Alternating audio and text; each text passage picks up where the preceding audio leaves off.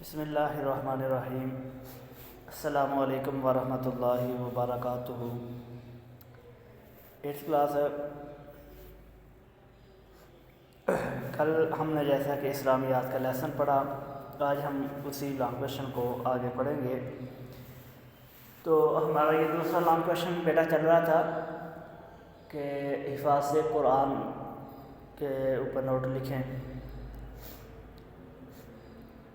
تو کل ہم نے پڑھا، آج اس کا بقیہ حرف جو ہے وہ انشاءاللہ ہم پڑھیں گے۔ تو اس کی حفاظت کے بارے میں جیسے ہم نے کل بات کی کہ یہ پہلی جتنی بھی کتابیں ہیں وہ صرف کتاب اللہ ہیں، لیکن قرآن پاک جو اللہ تعالیٰ نے ہمارے پیارے نبی صلی اللہ علیہ وسلم پر نازل کی، قرآن کریم یہ کتاب اللہ بھی ہے اور کلام اللہ بھی ہے۔ جی ارشاد باری تعالیٰ ہے، بے شک اس کا جمع کرنا اور پڑھوانا ہمارے ذمہ ہے۔ پھر جب ہم اسے فرشتے کی زبان کے ذریعے پڑھیں تو آپ محمد صلی اللہ علیہ وسلم بھی اس طرح پڑھا کرو، اس کے معنی و مفاہیم کا بیان بھی ہمارے ذمہ ہے۔ یہ اللہ تعالیٰ آپ صلی اللہ علیہ وسلم کو ارشاد فرما رہے ہیں کہ اس کی حفاظت، اس کا پڑھانا، اس کے معنی مفہوم کا جو وہ ذمہ داری وہ میرے اوپر ہے۔ اللہ تعالیٰ کہہ رہے ہیں یہ میرے ذمہ ہے، میں خود اس کی حفاظت کروں گا۔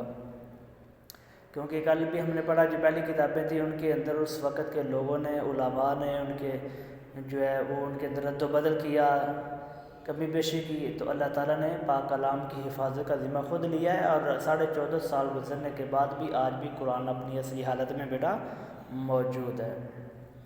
جمع و حفاظ سے قرآن کو جمع کرنے یعنی تحریر میں لانے اور محفوظ کرنے کا عرصہ درج ذیل 3 ادوار پر محیط ہے، یعنی کہ 3 ادوار میں قرآن کریم کو جمع کیا گیا۔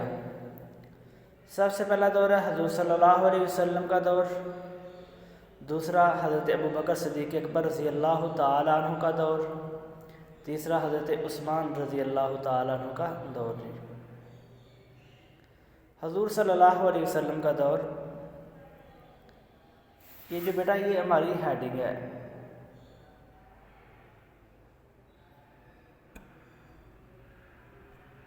ایک تو یہ بھی جمع حفاظ سے قرآن، یہ بھی ہماری ہیڈنگ تھی۔ دوسرے نمبر پر اب ہماری یہ ہیڈنگ ہے حضور صلی اللہ علیہ وسلم کا دور۔ عہد رسالت میں قرآن کریم کو ضبط تحریر میں لایا گیا، ضبط تحریر میں لکھا جانا شروع کیا۔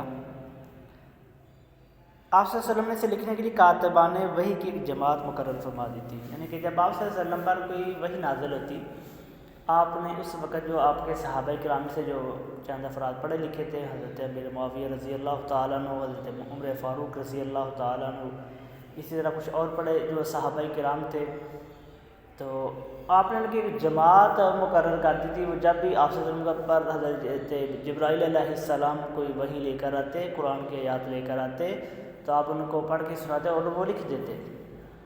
تو اس کا مطلب کہ اسی وقت آپ صلی اللہ علیہ وسلم نے ضبط تحریر میں لایا، یعنی اسے لکھنا شروع کروا دیا صحابہ کرام سے۔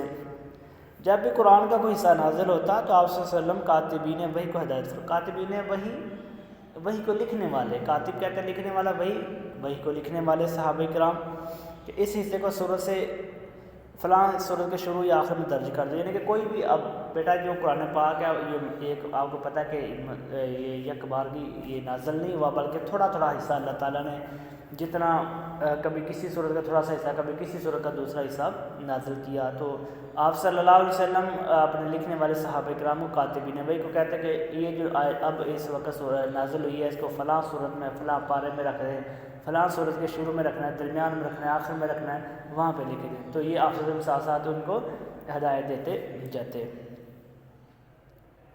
چنانچہ اس کی ترتیب وہی ہے جو رسول اللہ صلی اللہ علیہ وسلم کی ہدایت پر عمل میں آئی۔ اب جو ہم قرآن پاک پڑھتے ہیں یہ وہی ترتیب ہے جو آپ صلی اللہ علیہ وسلم نے اپنے صحابہ کرام کاتبین وحی کو کہا کہ یہاں پہ لکھنا ہے، تو آج تک وہی چل رہا، قیامت تک اسی طرح چلے گا۔ عمر کے آخری حصے میں رسول اللہ صلی اللہ علیہ وسلم نے پورے کا پورا قرآن مجید حضرت جبرائیل علیہ السلام کے ساتھ مل کر پڑھا اور لوگوں کو ترغیب دی۔ تو یہ ایک تو آپ صلی اللہ علیہ وسلم نے آپ نے آخری جو زندگی کے آخری وقت میں آپ صلی اللہ علیہ وسلم نے جو ایک قرآن پاک کا حضرت جبرائیل علیہ السلام کے ساتھ دور کیا، یعنی کہ ان کو سنایا اور پھر لوگوں کو بھی اس کی ترغیب دی۔ جی دوسرا دور ہے جو قرآن پاک کو جمع کرنے کا ہے، لکھنے کا ہے، وہ دور صدیقی ہے، یعنی کہ حضرت ابوبکر صدیق اکبر رضی اللہ تعالیٰ عنہ کا دور ہے۔ اس میں بیٹا یہ اصل میں صورتحال پیش اس طرح آئی کہ جب حضرت آپ صلی اللہ علیہ وسلم اس دنیا سے رحلت فرما گئے تو حضرت ابوبکر صدیق اکبر رضی اللہ تعالیٰ عنہ کو خلیفہ بنایا گیا۔ تو ان کے دور میں جنگ یمامہ ایک ہوئی، اس میں بہت سے جو حفاظ کرام تھے، صحابہ کرام کو شہید کیا گیا۔ تو چونکہ میں نے کل آپ کو بتایا تھا کہ صحابہ کرام ساتھ ساتھ بیٹا لکھتے جاتے، ساتھ ساتھ اس کو یاد بھی کرتے۔ اب جب یہ لکھا تو جا رہا تھا، اب یہ جو کچھ تقریباً 70 کے قریب جو حفاظ کرام تھے، یہ جنگ یمامہ میں ان کو شہید کیا گیا۔ تو سیدنا عمر فاروق رضی اللہ تعالیٰ عنہ یہ بڑے پریشان ہوئے اور انہوں نے حضرت ابوبکر صدیق اکبر رضی اللہ تعالیٰ عنہ کو مشورہ دیا کہ اتنے صحابہ کرام شہید ہو گئے ہیں، تو ایسا کریں کہ آپ قرآن پاک کو جمع کر لیں۔ یہ جو علیحدہ علیحدہ پیج لکھا ہوا ہے، کچھ ہڈیوں پہ، کچھ کھجور کی چھال پہ، جو سنگ مرمر پہ، ان ساری چیزوں کو جمع کر کے پورے قرآن کو ایک جگہ جمع کر دیا جائے۔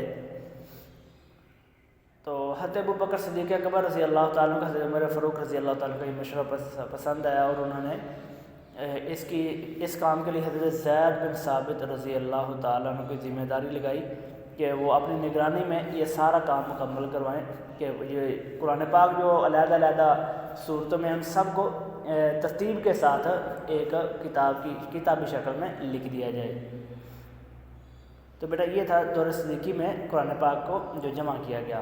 دیکھیے گا حضرت ابوبکر صدیق اکبر رضی اللہ تعالیٰ نے اپنے عہد میں قرآن کو جمع کرنے اور اسے دوبارہ لکھ کر کتابی صورت میں لانے کا کارنامہ سر انجام دیا۔ اللہ تعالیٰ نے رسول کریم صلی اللہ علیہ وسلم کے سچے جانشینوں کو الہامی طور پر قرآن کی حفاظت کی طرف متوجہ کیا۔ جنگ یمامہ میں حفاظ قرآن کثرت سے شہید ہوئے، بہت سے حفاظ کرام شہید ہوئے، تقریباً 70 تک تعداد آتی ہے۔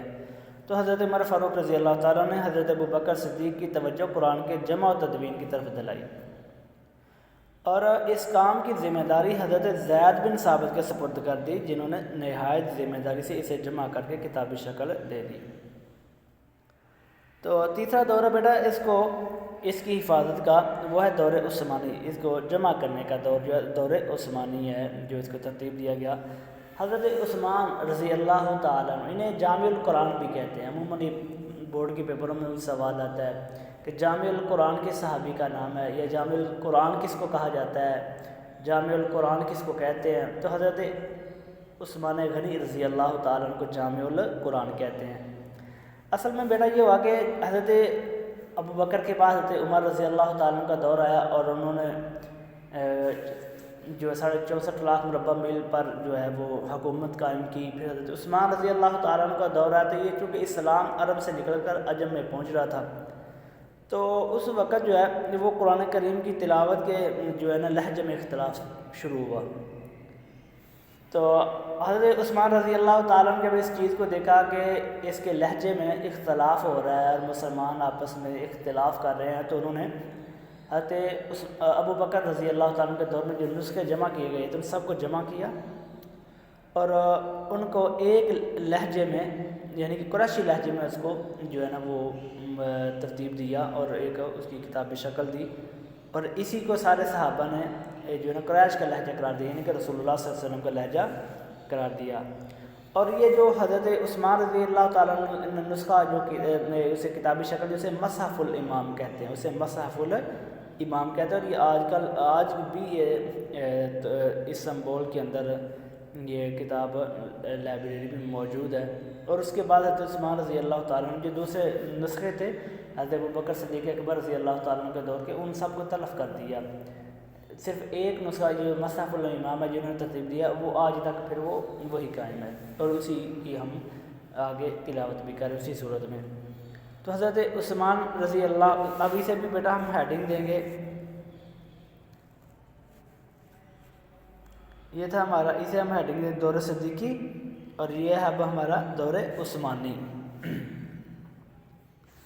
حضرت عثمان رضی اللہ تعالیٰ عنہ کے دور میں تلاوت قرآن میں لہجے کے اختلاف کا مسئلہ پیدا ہوا، تو آپ صلی اللہ علیہ وسلم نے عہد صدیقی کے تو آپ رضی اللہ تعالیٰ عنہ نے عہد صدیقی کے مختلف نسخوں کو جمع کر کے قریشی لہجے میں تیار کیا، اور قریش کا لہجہ یعنی رسول اللہ صلی اللہ علیہ وسلم کا لہجہ قرار پایا۔ اور حضرت عثمان رضی اللہ تعالیٰ عنہ کا تیار کردہ نسخہ مصحف الامام کہلایا، جو آج بھی تاشقند استنبول پہ محفوظ ہے، اور باقی تمام نسخے تلف کر دیے گئے۔ آگے بیٹا ہماری ہیڈنگ ہے سچی کتاب۔ سچی کتاب، قرآن مجید ایک سچی کتاب ہے، اس میں کوئی شک نہیں۔ قرآن کریم کو شروع کرے الف لام میم ذالک الکتاب لا ریب فیہ، یہ ایسی کتاب ہے اس میں کسی قسم کا کوئی شک نہیں ہے، یہ ایک سچی کتاب ہے، اللہ نے جو جو بیان کیا وہ سچ اور حق ہے، جو اس میں شک و شبہ کرتا ہے وہ مسلمان نہیں ہے۔ اس کی دعوت اور پیغام بھی سچائی سے بھرپور ہے، اور اس کے دلائل مضبوط اور مستحکم ہیں۔ تو بیٹا یہ تھا آج کا ہمارا لیسن، جو دوسرا ہمارا لانگ کوشچن جو ہم نے کل شروع کیا تھا، قرآن کریم کی حفاظت کے بارے میں لکھیں یا تحریر کریں، وہ آج ہمارا مکمل ہو گیا۔ بیٹا اس کو آپ کو پتہ ہے کل بھی میں نے بتایا تھا، جس طرح ہم اسکول جب اوپن تھے تو اس میں ہوم ورک کر رہے تھے، یہ آپ نے ہوم ورک کرنا ہے، اپنی نوٹ بکس پہ لکھنا ہے اور اسے اچھی طرح یاد کرنا ہے۔ یہ میں آپ کو لیکچر سینڈ کرنے کے بعد میں اس کی 2 تصویریں بھی جو آپ کو واٹس ایپ کر دیتا ہوں، تاکہ آپ کو لکھنے میں آسانی رہے گی۔ السلام علیکم ورحمۃ اللہ وبرکاتہ۔